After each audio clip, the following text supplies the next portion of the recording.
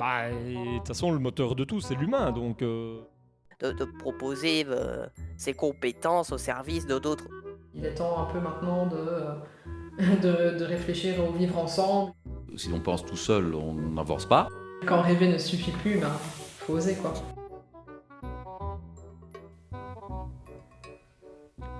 Nous sommes fin 2017 au cœur d'Arlon. Dans l'open space du centre Infort Jeune, ça cogite, ça discute, ça creuse.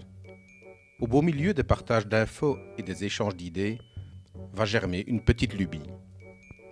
Tu écoutes Petite Lubie, le podcast du projet fautbouger.be d'Infort Jeune Luxembourg.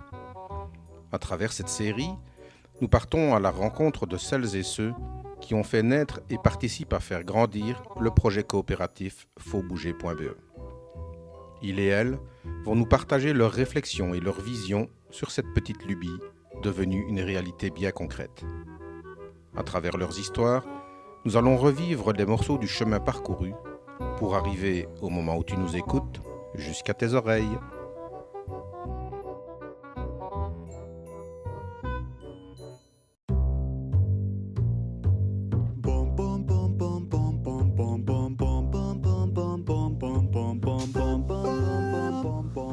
Dans ce 4e épisode, nous abordons à nouveau 2 facettes du projet fautbouger.be. La première facette touche au partenariat. Comment en dessiner les contours? Quel intérêt au final d'être partenaire? Une mise en lumière du faire ensemble, objectif ultime du projet Faut Bouger dans son ensemble. J'ai toujours cru et je crois toujours aux vertus de l'exemple. Alors, si à travers Faut Bouger nous voulons porter haut les couleurs de la coopération, il me paraît élémentaire d'en faire nous-mêmes l'expérience. Je refais donc des connexions. Je pars tout d'abord à la rencontre de Jean-Paul Wellès. Jean-Paul est un baroudeur de l'aide sociale. Son expérience dans l'accompagnement est un trésor précieux dont il nous fait profiter. Le nom de 2 de ses bébés est sans équivoque. Quartier de vie et Maison des associations et du volontariat.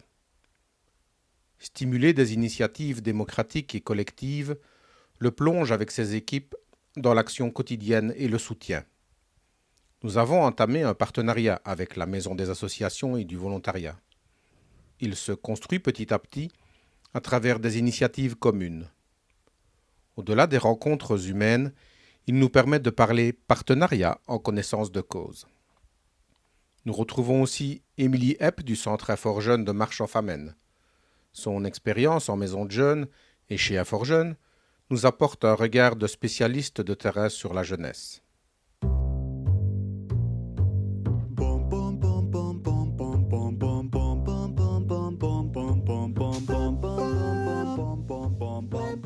Mais je pense qu'il y a une notion, en tout cas dans le métier que nous on fait, la collaboration me laisse plutôt entendre qu'il y a un lien de subordination. Il y a pas un chef, mais il y a quelqu'un qui donne la ligne de conduite et on collabore. Moi, j'ai des collaborateurs, mais qui sont salariés de la structure. Mais ce n'est pas pour ça qu'ils n'ont pas leur mot à dire, qu'ils ne donnent pas leur avis.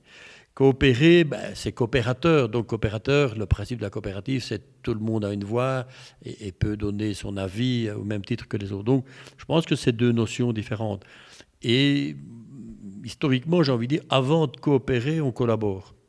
On essaye de voir ce qu'on va pouvoir mettre ensemble et puis on peut arriver à l'étape suivante qui est de coopérer, de développer quelque chose de plus concret. D'ailleurs, dans les structures associatives, il y a des associations qui sont des ASBL où on parle plus de collaborateurs et des coopératives, des sociétés où on parle de coopérateurs. C'est 2 structures bien différentes, donc je pense que ce ne sont pas des métiers mais des fonctions différentes.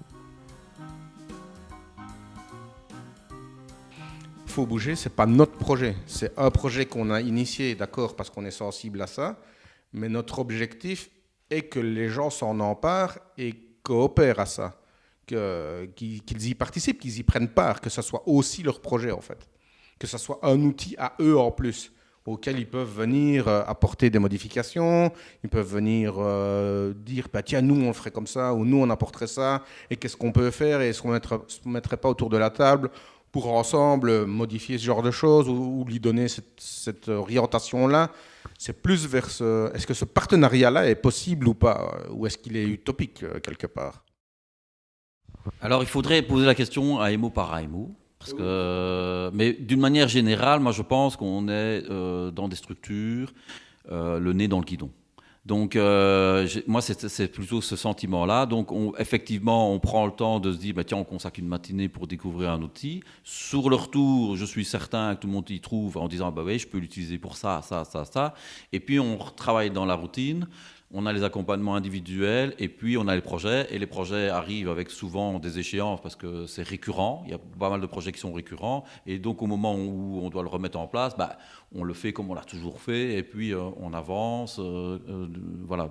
Et puis, on arrive vite au mois de juin et c'est reparti en se disant, bah, tiens, on a un peu juillet-août où on a un rythme différent. On réfléchit à comment remettre en place des projets. Et puis, septembre arrive, animation scolaire.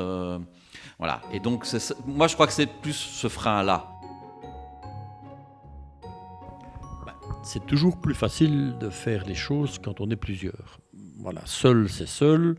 Oui, alors on a énormément de dispositions pour le faire et d'aisance. Ben oui, c'est vrai que, mais à un moment donné, il va se poser cette question de partenariat, de coopération, d'échange, etc. Donc, voilà, pour moi, la première chose, c'est ça, c'est de faire un groupe. Alors, bien sûr, une association, 2 personnes, c'est déjà une association, mais je pense que c'est ça qui est important, de pouvoir collaborer. Le fait de collaborer, c'est une deuxième notion, c'est de partager des connaissances, des savoirs. Moi, je ne suis pas bricoleur, il y a quelqu'un qui est bricoleur. À un moment donné, dans un projet, même si ce n'est que mettre des panneaux et des affiches pour annoncer un événement, il faut savoir forer, visser, etc. Donc, je pense que ça, c'est important. Et c'est chouette de le voir, notamment dans le volontariat et dans le monde associatif. Mais quand on a des tas de gens qui sont tantôt plus manuels, plus intellectuels, on arrive chacun à apporter quelque chose dans le projet. Et c'est ce qui permet de le construire. Donc, de valoriser les compétences de chacun, quoi. On est chacun, en tant qu'opérateur, dans, on va dire, un domaine qui nous est propre, et se familiariser ou prendre connaissance des réalités d'autres domaines qui nous sont peut-être des fois pas si éloignés que ça, ça permet aussi de s'enrichir de nouveau, tant personnellement que professionnellement par rapport à ça. Travailler en partenariat, c'est loin d'être une chose évidente. D'abord parce que on évolue aussi soi-même, je veux dire, avec justement les valeurs d'un projet, la façon de le conduire. Ça évolue en fonction aussi des gens qui travaillent sur ces projets. Et donc, c'est pas toujours facile d'avoir aussi pendant plusieurs années un même, on va dire, noyau de personnes qui elles aussi vont mûrir avec ça, quoi. Ouais, voir si loin, je pense que ça, c'est de l'ordre de la stratégie. C'est que si on veut, comme je le disais auparavant, qu'il y ait une mise en réseau et qu'il y ait une collaboration justement de multiples partenaires, il faut pouvoir imaginer le projet loin. Sans quoi, on s'enferme tout de suite dans des logiques. En 2022, il faut faire ceci. En 2023, il faut atteindre cela. Et ça coince très vite parce que on sait qu'il peut y avoir, une quantité de paramètres qu'on ne maîtrise pas. Et il est toujours très difficile, lorsque les objectifs ne sont pas atteints, de réalimenter, la motivation derrière. Voilà. Il y a la notion de partenariat. Et il manque peut-être un mot qui est synergie. Voilà, je pense qu'il faut bouger. Il y a le fait de bouger, bien sûr. C'était l'idée d'aider des jeunes, peut-être même des moins jeunes, à développer des projets en tous sens. Et ça, de nouveau, ça correspondait à notre centre d'intérêt. Et souvent, quand on veut faire des choses, le principe d'une association, c'est au moins 2 personnes, donc ça veut dire partenaire, synergie. Donc voilà, je pense qu'on retrouvait tous les ingrédients comme dans une bonne recette. Tous les ingrédients sont là et il faut les rassembler pour faire la sauce ou la mayonnaise. Toute une série de services font déjà beaucoup de projets. Et est-ce qu'ils ont vraiment envie de les partager ? Ça, c'est la question qu'on peut se poser, que tu sais sans doute déjà poser. Parfois, on est surpris. Je viens de le vivre maintenant. On travaille en réunion sur une thématique ensemble avec des partenaires. Et puis, paf, une conférence sur le même sujet arrive par un des partenaires alors qu'on avait dit qu'on en ferait une ensemble. Donc, c'est quand même parfois particulier. Donc, est-ce qu'on est parfois en concurrence avec les autres, qu'on n'a pas forcément, on a peut-être envie d'une manière théorique de coopérer, de collaborer, mais sur le fond, on a tous besoin de visibilité. Cette dynamique de coopération, je dis, elle est riche pour l'interne, pour les porteurs de projets, parce que ça leur amène, encore une fois, des grilles de lecture, des ressources qui n'ont peut-être jamais envisagées. Ça peut aussi amener des formes de poursuite d'un projet, parce que c'est vrai que souvent on imagine que parce qu'on crée un projet, alors du coup il n'a pas de fin. Il y a souvent des projets qui ont tout à fait, enfin ils ont un début, ils ont une fin. Mais souvent les gens, une fois qu'ils ont, je veux dire, vécu une belle expérience de coopération, ils ont envie de remettre le couvert, quoi. Donc c'est ça aussi pour moi toute l'importance de coopérer et d'être dans cette dynamique-là, parce que ça donne des suites.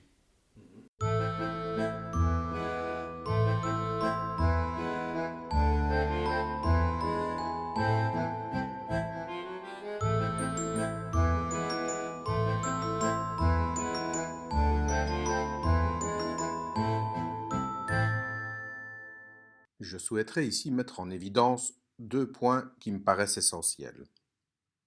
Créer un partenariat, ce n'est pas juste se dire « parce qu'on s'entend bien, on va faire quelque chose ensemble ».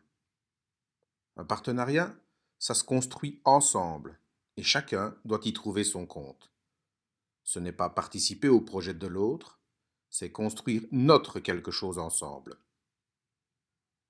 Si collaborer instaure une relation que Jean-Paul qualifie de subordination, coopérer met tout le monde sur un pied d'égalité. Et puis surtout, c'est mettre en évidence les compétences de chacun. On arrive chacun à apporter quelque chose dans le projet et c'est ce qui permet de le construire.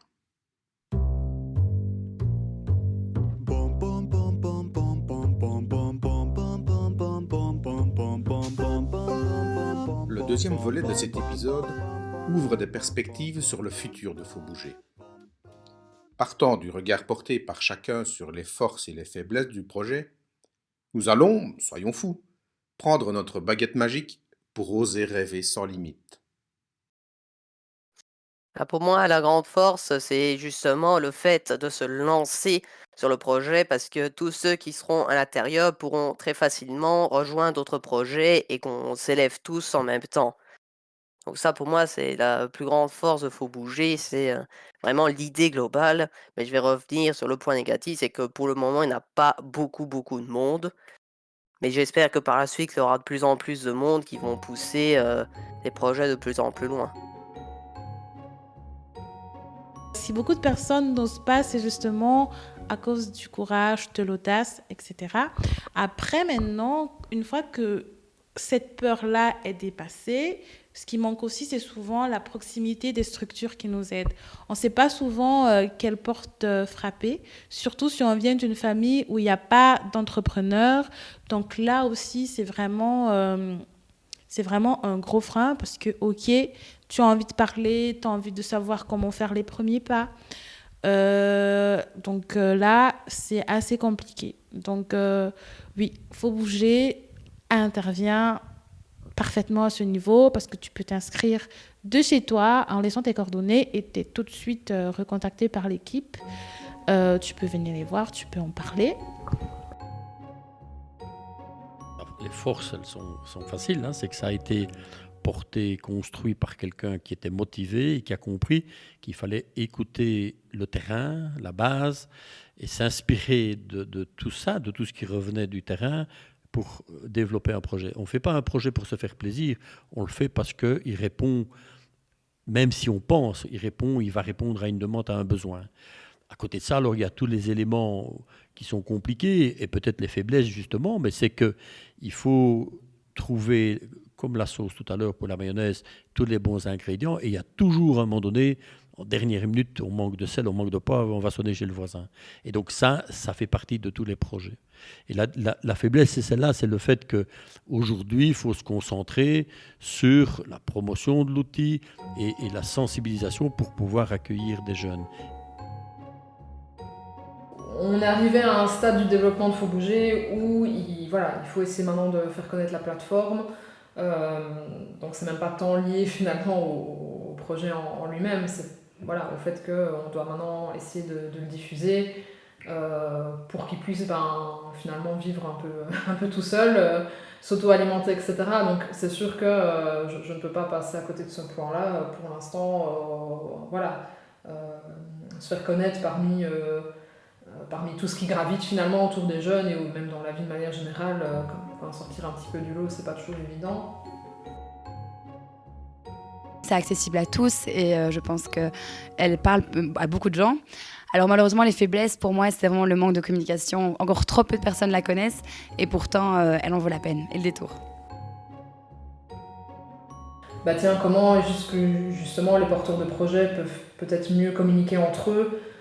C'est vrai que c'est facile de dire imaginons il y a 2 projets de chaîne YouTube ou 2 projets de potager, c'est facile de dire collaborer, mais dans les faits c'est pas si simple, donc je pense que ça peut être intéressant d'essayer de réfléchir à comment on peut peut-être aller un petit peu plus loin dans cette mise en relation de porteurs de projets entre eux.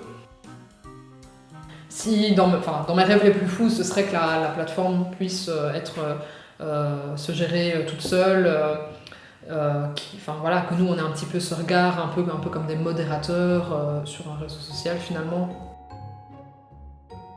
Si Marc n'est pas derrière pour nous rappeler d'une manière régulière qu'il existe, on oublie. Donc ça c'est un conseil que je mettrais, aux successeurs, c'est qu'il faut tout le temps qu'on rappelle qu'on existe. Parce que pareil, on rentre chez soi, on se dit ouais c'est super, et puis on est dans notre routine.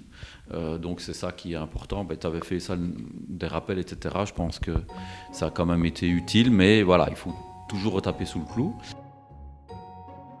Le fait d'avoir plus de contact même entre nous, tu vois, de discuter, tiens, on a peut-être pensé à ça.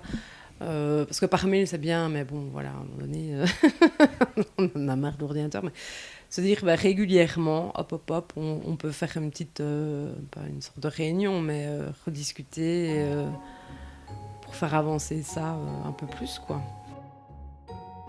Je me pose la question, pourquoi des concerts dans la région ils vont devoir arrêter, comme Marbehan, comme le Ghost Fest à Chenois, à Aeth, alors que des soirées à Tintigny font 4500 personnes sans publicité. Voilà, c'est des questions.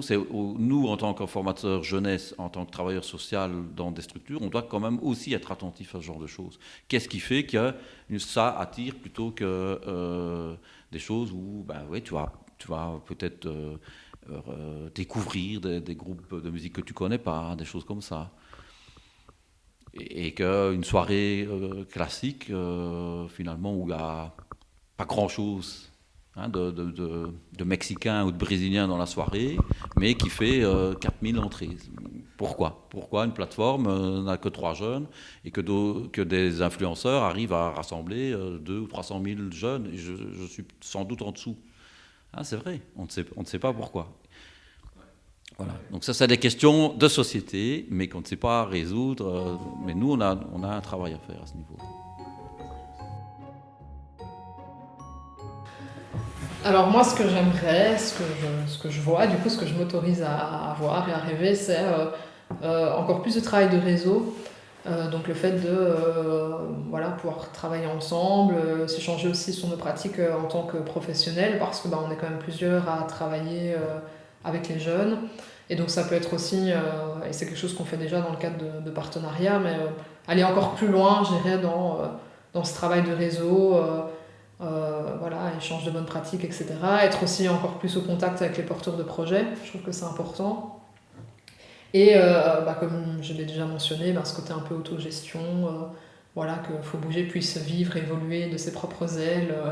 Ça évidemment c'est quelque chose que je rêve, mais voilà, de nouveau, ce sera chaque chose en son temps. Mais,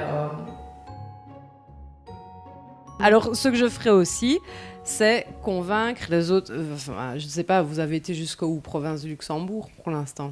Ouais. Voilà, oser, tu vois, hop, tout le réseau Infort Jeune. Ça serait top. Tout ce que je souhaite à Faut Bouger, c'est un envol magistral, magnifique, merveilleux. donner une définition et la partager sur la notion de projet. Pas la manière dont on va faire fonctionner, mais de dire un projet, ça peut être ça, ça peut être ça. Il faut que les jeunes, que les gens visualisent c'est quoi, là où on peut vous aider.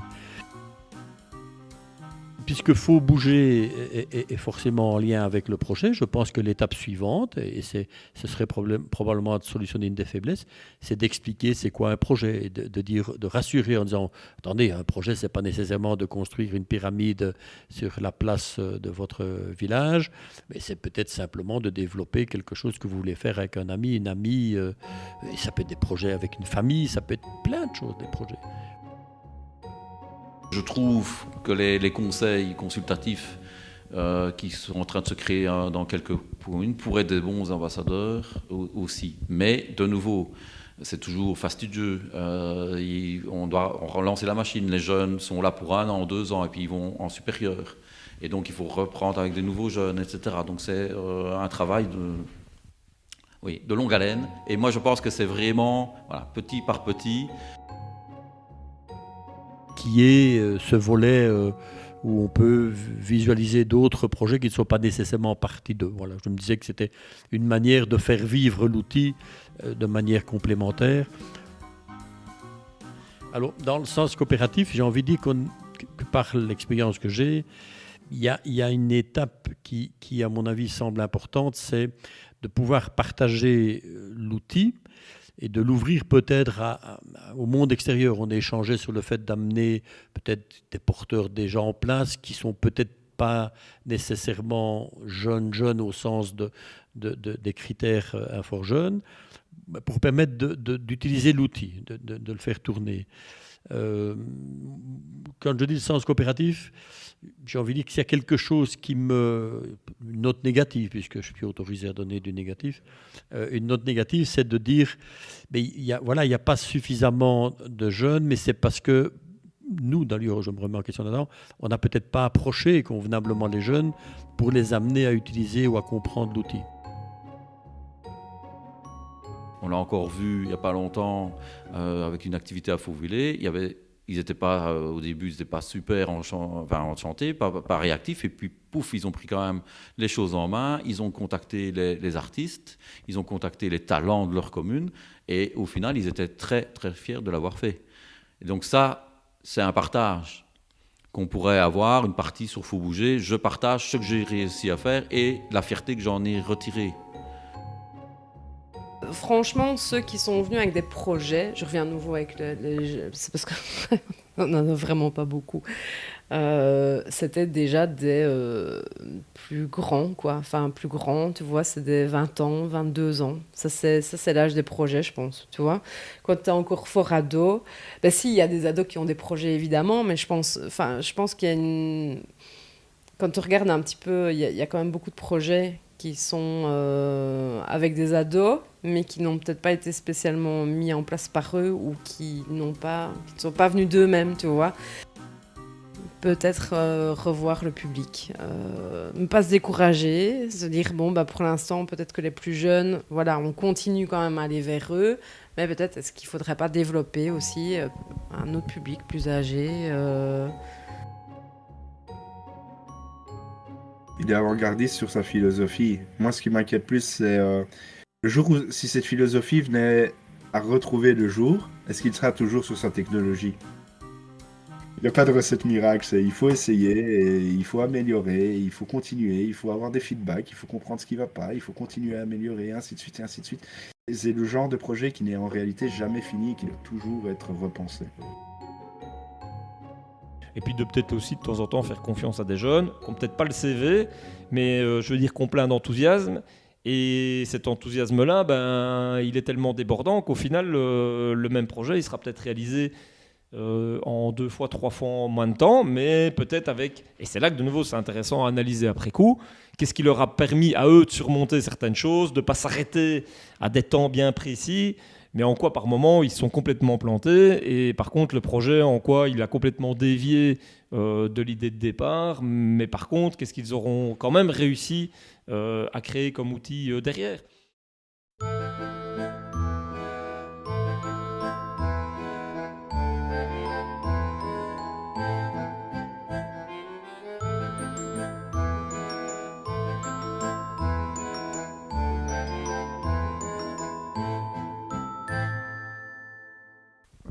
Créer comme outil derrière, nous dit Yannick.